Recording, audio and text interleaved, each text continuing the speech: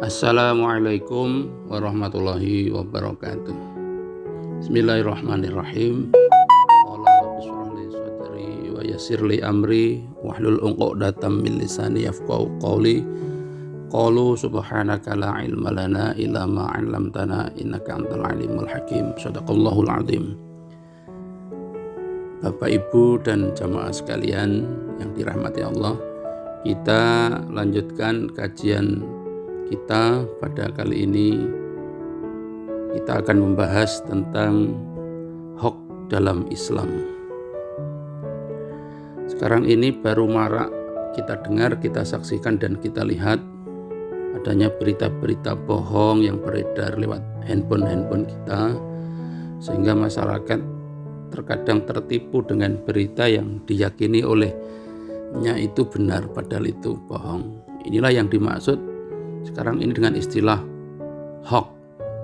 Dalam Al-Quran, berita bohong atau berita hoax ini disebut dengan hadisul ifki. Hadis itu berita atau informasi, ifki itu adalah bohong atau kebohongan. Ini ada dalam surah An-Nur ayat yang ke-11. Innalladzina ja'u bil ifki usbatum minkum.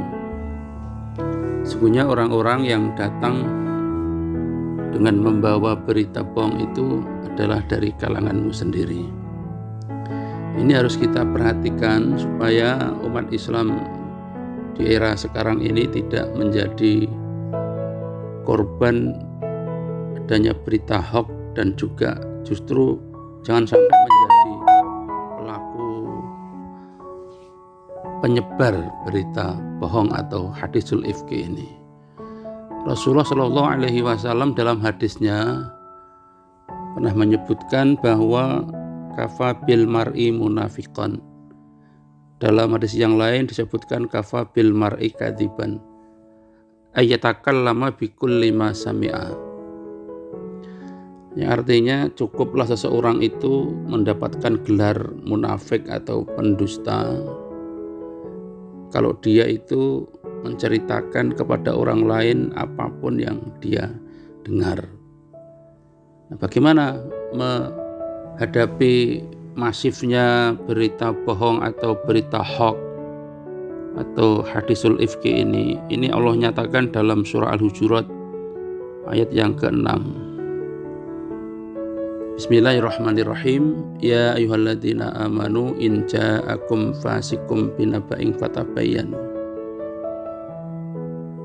Hai orang-orang yang beriman, kata Allah, jika datang kepada kalian orang fasik binaba'in dengan membawa berita fatabayyanu, maka ceklah berita yang dia bawa itu.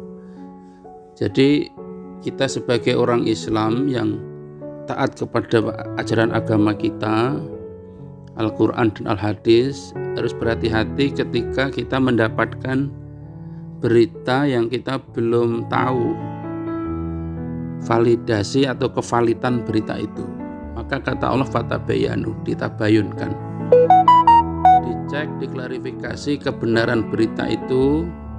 Jika kita yakin berita itu tidak bohong, tidak mengandung unsur provokasi, provokator, maka bolehlah kita menyampaikan ke orang lain. Karena menyampaikan berita yang benar, berita yang tidak bohong, itu akan membawa manfaat buat kita dan buat orang lain. Sekali lagi, bagi umat Islam, jangan sampai menjadi korban berita hoax, dan jangan sampai justru menjadi pelaku penyebar dari berita hoax.